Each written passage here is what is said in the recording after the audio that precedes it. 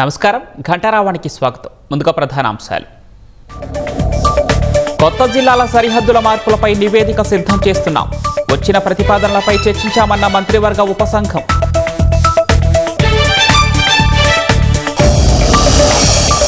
గతంతో పోలిస్తే టీటీడీలో అన్నప్రసాదాల నాణ్యత పెరిగింది. తిరుమల పవిత్రత పెంచేలా పనిచేస్తున్నామన్న బిఆర్ నాయుడు.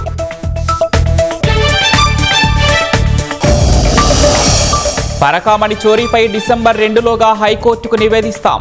కేసుకు సంబంధించి ఆస్తుల వివరాలుంటే చెప్పాలన్న సిఐడి డీజీ.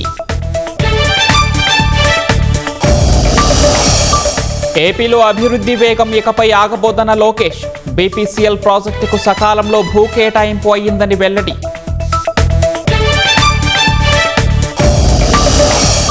నూట 120 సబ్ రిజిస్ట్రార్ కార్యాలయాల్లో ఏసీబీ మెరుపు దాడులు. అనేక రికార్డులు పత్రాలు పరిశీలిస్తున్న అధికారులు.